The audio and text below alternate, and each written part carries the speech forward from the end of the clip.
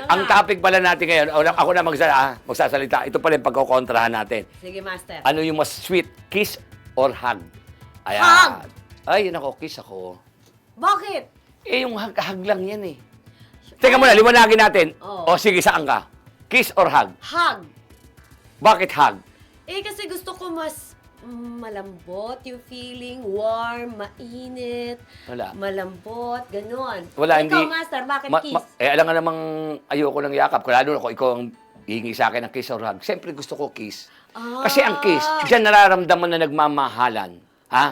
Lalo na nag-kiss. Diyan nararamdaman na nagmamahalan. Kahit di magkayakap yan, kahit ito yung bintana lang eh. Nakaganon lang kayo, pwede na yun eh.